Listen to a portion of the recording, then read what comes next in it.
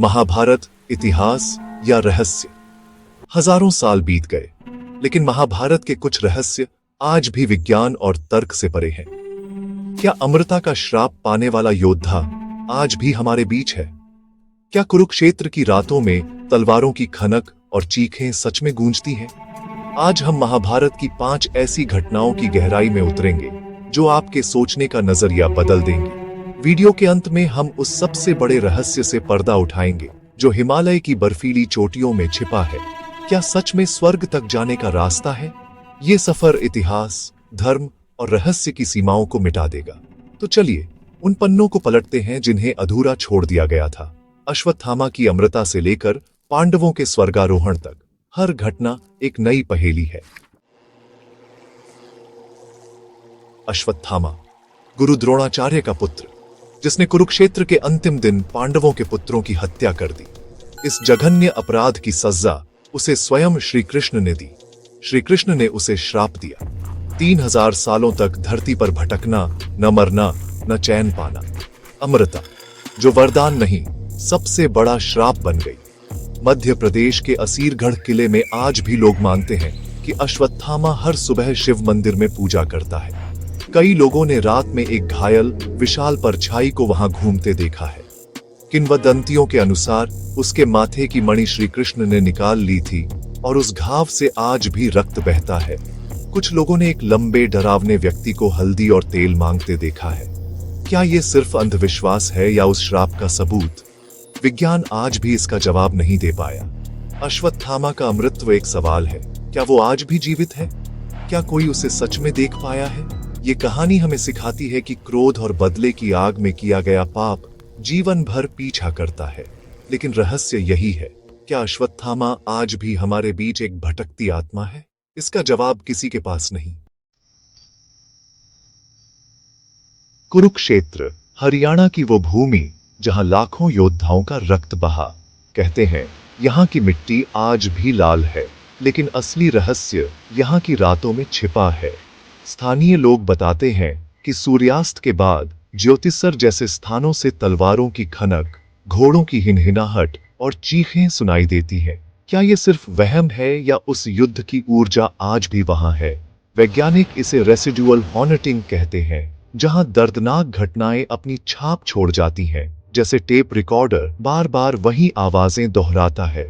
सोचिए, आधी रात को कुरुक्षेत्र में अकेले खड़े हैं और अचानक अदृश्य सेना की आहट सुनाई दे। ये कल्पना भी डरावनी है। यहाँ आज भी पेड़ पौधे ठीक से नहीं उगते, सिवाय उन बरगद के पेड़ों के जो युद्ध के साक्षी माने जाते हैं। खुदाई में हजारों साल पुराने तीर, भाले और कंकाल मिले हैं। क्या लाखों आत्माएं आज भी मुक्ति न मिलने के कारण वहां भटक रही हैं? क्या वे अपने अधूरे कर्तव्यों के कारण फंसी हैं? कुरुक्षेत्र सिर्फ ऐतिहासिक स्थल नहीं, एक पैरानॉर्मल हॉटस्पॉट है। दिन में लोग आते हैं, लेकिन रात में वहां रुकने की हिम्मत कम ही लोग करते हैं। ये रहस्य हमें सोचने पर मजबूर करता है। क्या समय सच में सीधा चलता है या कुछ जगहें अतीत और वर्तमान को जोड़ देती हैं? महाभारत की सबसे हृदय विदारक घटना, द्रौपदी का चीरहरण।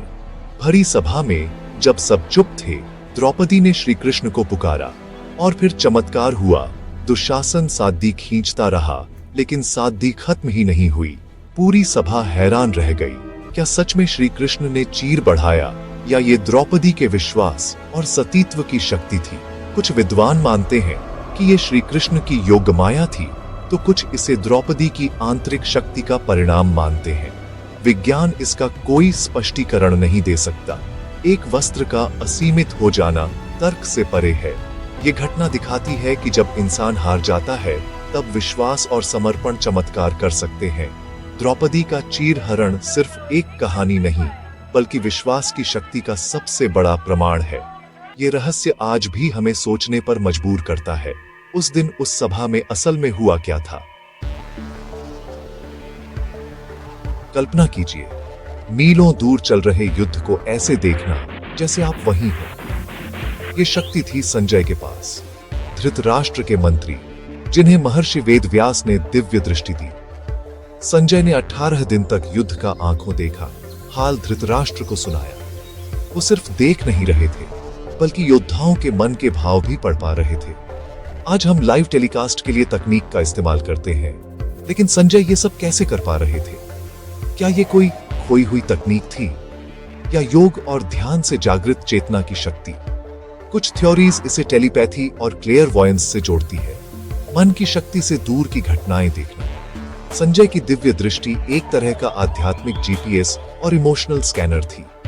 योग और ध्यान की प्राचीन विधाएं कहती हैं कि मनुष्य अपनी चेतना को जागृत कर ऐसी सिद्धियां प्राप्त कर सकता है। संजय की दृष्टि सिर्फ एक कहानी नहीं, बल्कि चेतना की असीम क्षमताओं की चुनौती है।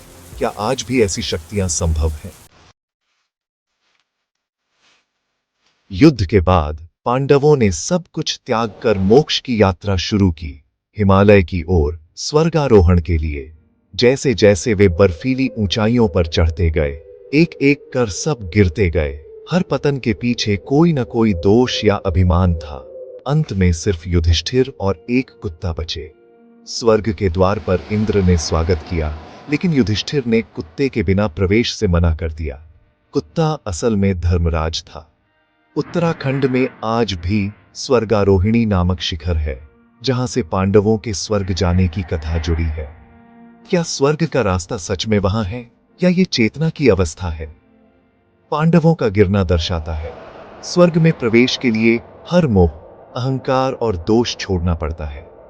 सिर्फ वही स्वर्ग तक पहुंच सकता है जो पूरी तरह निर्मल और निष्पाप हो। पांडवों की अंतिम यात्रा महाभारत का सबसे गहरा दार्शनिक रहस्य है। क्या स्वर्ग हिमालय में है, या हमारे भीतर?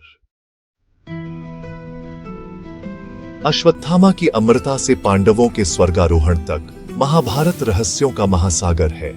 क्या इतिहास का हर पहलू सच है, या कुछ बातें हमारी समझ से परे हैं? हर रहस्य एक सवाल छोड़ जाता है। क्या अश्वत्थामा आज भी भटक रहा है? क्या कुरुक्षेत्र की जमीन आज भी गवाही देती है? क्या विश्वास में सच में इतनी शक्ति है? शायद इन रहस्यों को अनसुलझा ही रहना था, ताकि हम याद रखें, इस ब्रह्मांड में बहुत कुछ ऐसा है जिसे हम नहीं जानते।